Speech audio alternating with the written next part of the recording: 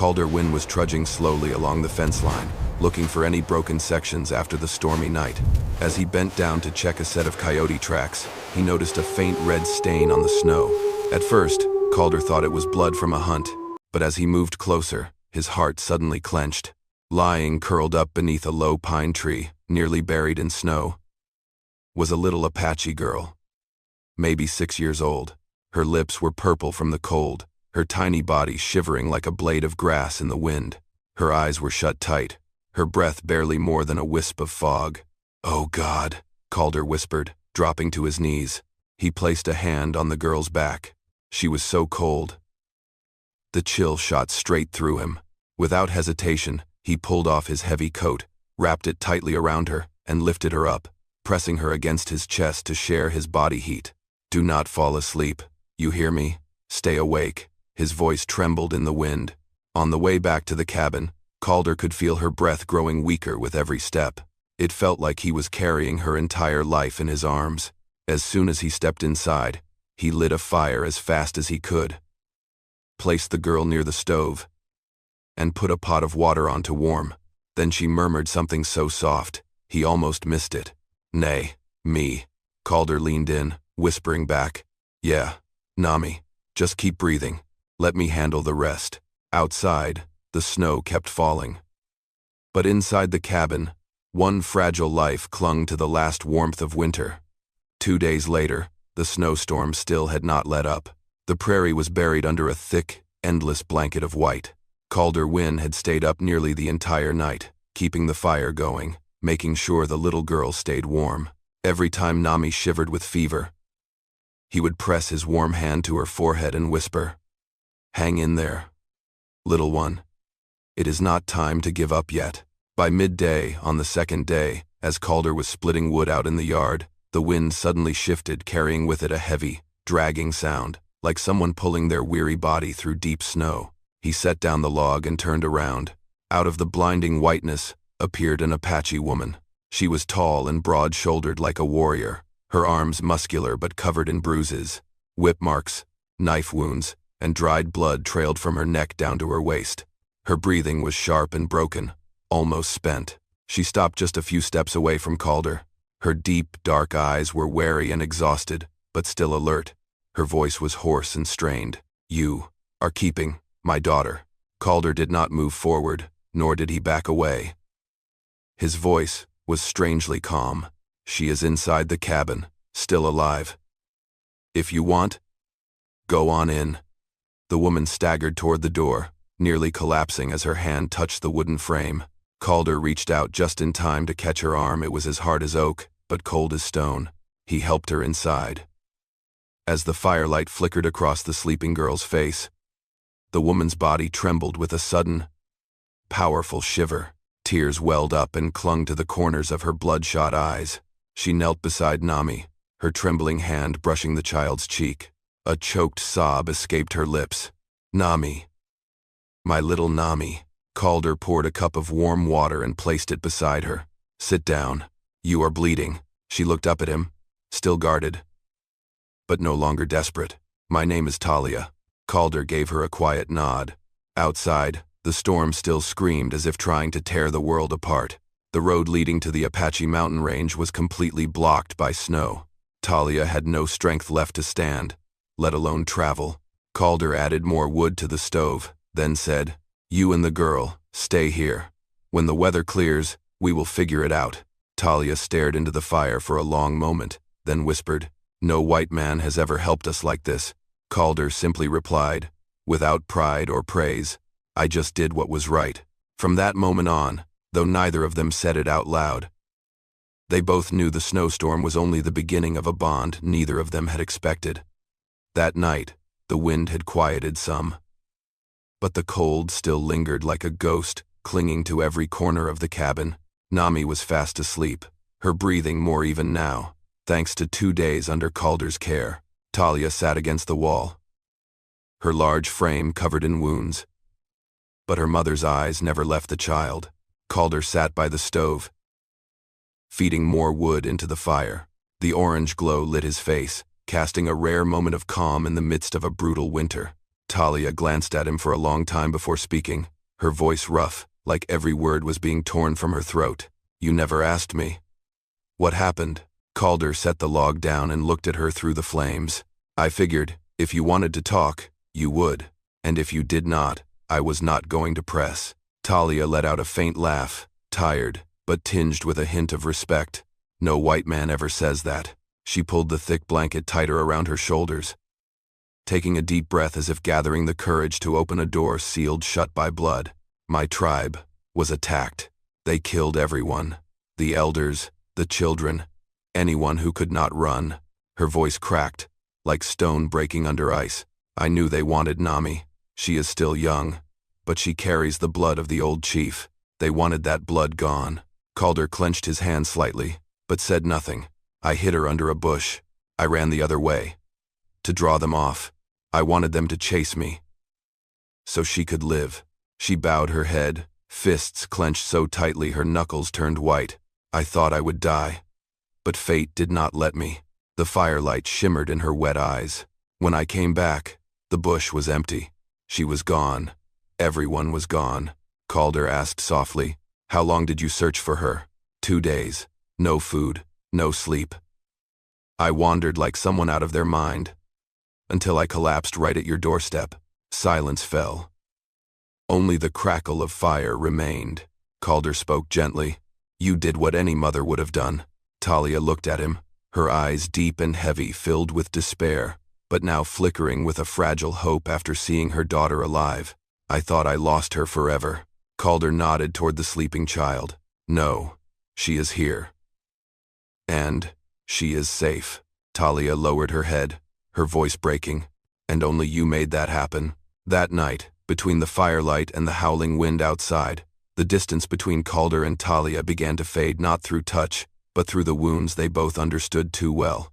The next morning, the snowstorm had not yet passed, but inside the small cabin, something warm and unfamiliar had begun to fill the air. Nami was more alert now, eating a few spoonfuls of the porridge Calder had cooked. Each time she held his hand, Talia's deep black eyes seemed to soften just a little. Calder was up on the roof, making repairs. Despite her injuries, Talia insisted on helping. Her strength made him glance her way more than once. She lifted a heavy wooden plank with one arm, the kind that usually took 2 grown men to carry. By late afternoon, the snow had eased into a soft flurry. Talia stood by the window, dim light falling across her scarred face. Calder walked in with a bowl of warm water. You should get more rest. Talia looked at him. Her eyes no longer held the guarded look from earlier days.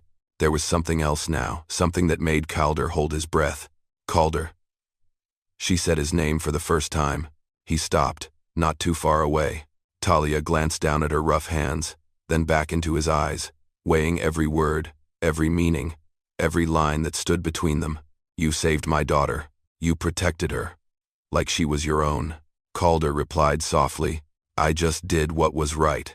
Talia stepped closer, close enough that he could see her breath rising in the cold air between them. Her voice was low, steady, and so honest it hid nothing. You are a good man.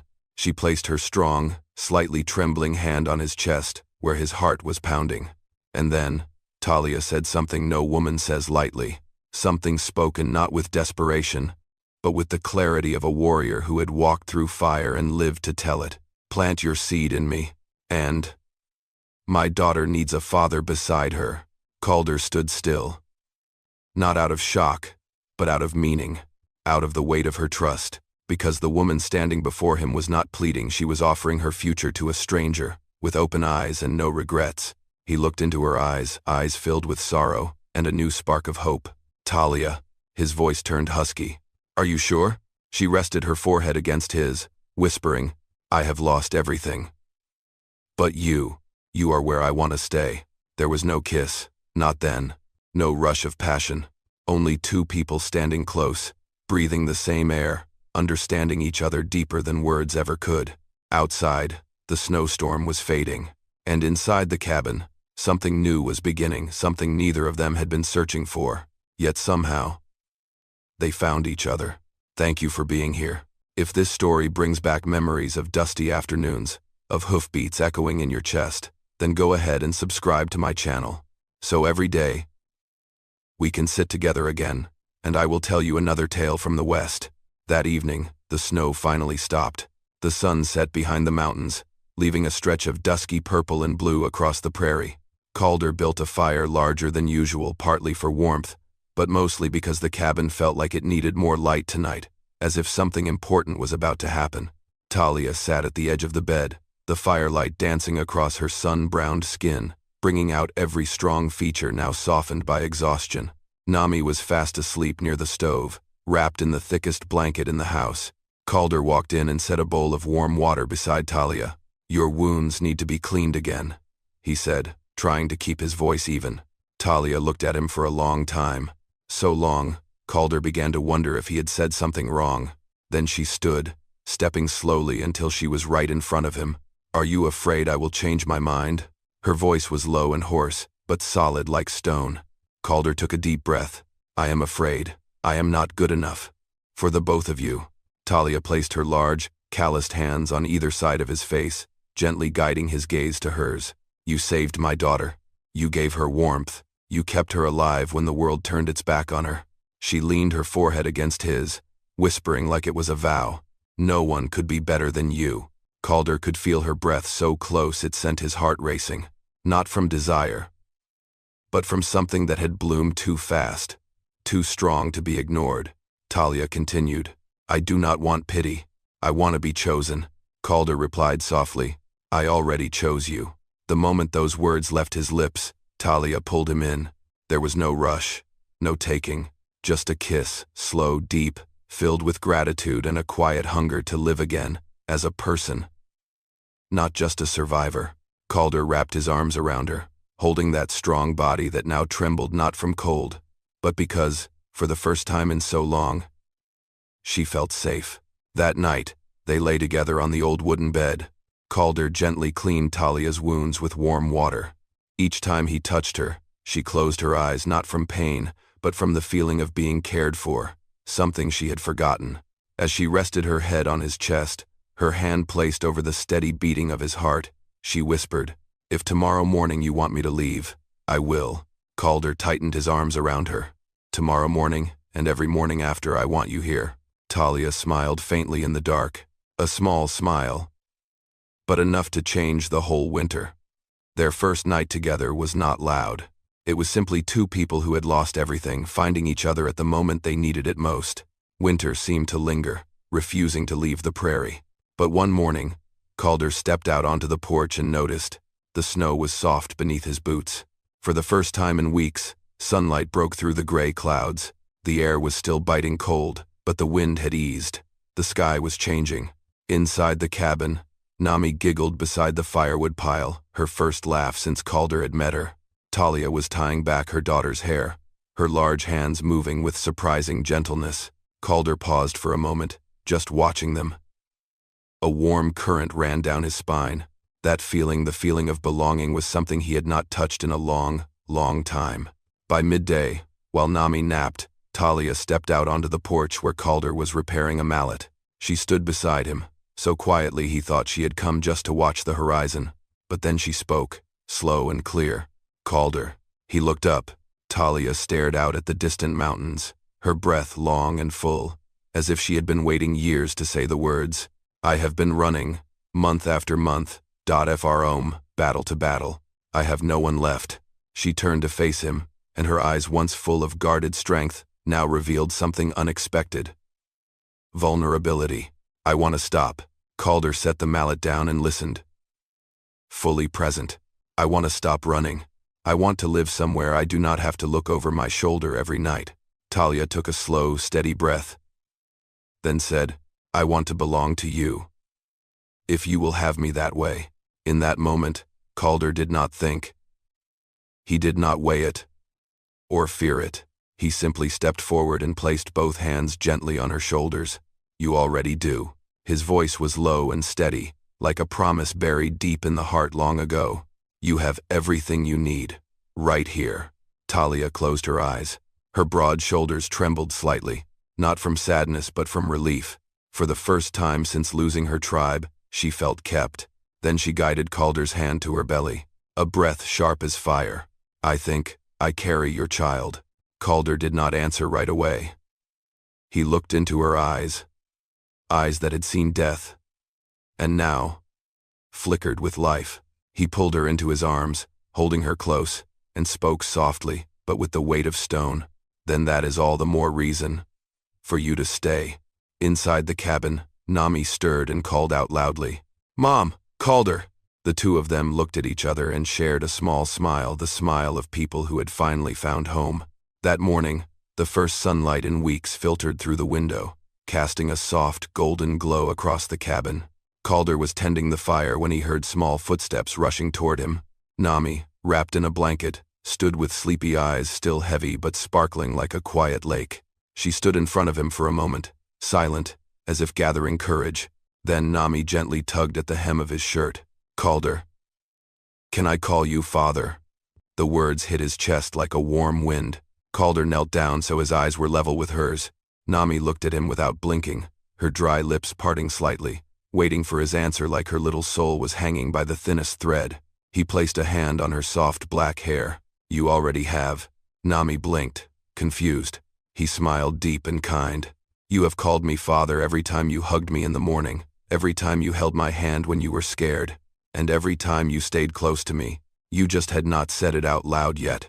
Tears welled up in Nami's eyes, but not from sadness. She threw her arms around him with such force, he almost lost balance. Calder held her tightly, his chest tightening with a feeling he thought had died with his wife long ago. Talia stood quietly in the doorway, watching. The sunlight touched her long black hair. There was no jealousy on her face, no hesitation, only a deep, quiet peace. She whispered, "I knew she would choose you." Calder looked at Talia, still holding Nami in his arms. In that moment, he realized this place was no longer the cabin of a lonely man. It had become the home of three. That afternoon, while Nami napped, Calder pulled out an old wooden box hidden beneath the bed. Inside was a photograph of his late wife, the gentle woman who had left him 4 years ago during the outbreak. He sat in silence, staring at the picture. There was no more pain, only a soft sorrow that had never faded. He kissed the edge of the frame, then placed it in a deeper compartment, one only he knew. On the shelf, he placed something new in its place. A small seed pouch, hand-stitched by Talia, with familiar Apache threads woven into the seams. A quiet symbol, but enough to say he had chosen the path for his life. As the evening settled in, the three of them sat on the porch. The spring breeze swept gently across the prairie. Nami sat in Calder's lap, and Talia leaned against his shoulder. No one said anything grand, but in that silence, a truth became clear. They were no longer three people lost in the world. They had become a family. Spring laid gold across the prairie. New grass began to push through the last of the snow. Calder built a new stretch of fencing. Nami toddled along, carrying nails, while Talia helped lift the heavy boards. Her strength made everything feel half as hard. The cabin was no longer just a shelter from the cold. It was becoming a home, built by hands trying to rebuild a life. One morning, Calder and Talia were digging behind the cabin. The breeze carried the scent of early wildflowers. Talia handed him a few kernels of corn and beans. "These were what my mother used to plant, and now they belong to our home." That word "our" settled in Calder's chest like something soft and unfamiliar, a feeling he thought he would never be allowed to feel again. Nami helped water the soil, her tiny hands gripping a wooden dipper nearly bigger than her head. Every time the water splashed her face, she burst into laughter, pulling Calder's laughter with her, and a gentle shake of the head from Talia. Where once there was only wind and silence, now there was the sound of a child laughing, the sound every home needs to come back to life. By late afternoon, the three of them built a chicken coop. Calder hammered nails, Talia held the boards steady, and Nami ran around collecting dry leaves, declaring them the most beautiful nests in the world. No one argued. To them, the world needed nothing more than that. As the sun began to set, the whole family sat on the porch. The spring wind was soft, and the scent of wood smoke hung in the air. Talia leaned against Calder's shoulder, his arm wrapped around her waist, while Nami slept in her mother's lap. Talia whispered, "We are not married."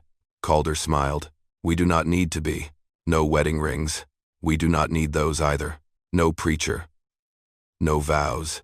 She paused, looking up at him. Does that make you sad? Calder kissed her forehead gently. Talia, homes are not built on vows. They are built on the fact that we are still here. Every morning we wake up. Talia exhaled softly, like a leaf falling to the earth. Her hand rested on her belly, where a child carrying both their blood was quietly growing. Day by day. In that moment, Calder knew. There were no rings, no ceremonies, but everything felt more real than any tradition he had ever known. The old cabin, once cold and lifeless, was now so full of warmth, there was no darkness left. The spring wind drifted across the porch, touching three people leaning into each other, a family not bound by obligation, but by the choice to stay. And they had chosen forever. Love does not need to begin with a promise, nor be held by ceremony. It grows in the quietest of moments, a hand tending a wound, the warmth of a fire, a child saying Father for the first time. True love is not loud. It does not demand. It just asks that two people, once broken, be brave enough to open their hearts again. And when they choose to stay, not out of duty, but because their hearts led them there, that is love strong enough to outlast winter and time. Then, sir, there is love stated. That's in that stay. In the end, I only hope that you too are loved, safe, and happy. I love you, my dear listeners of Wild West Storytelling. Tell me what this story meant to you. Leave a comment below. Tap the number 8 if you enjoyed this story. And do not forget to subscribe for more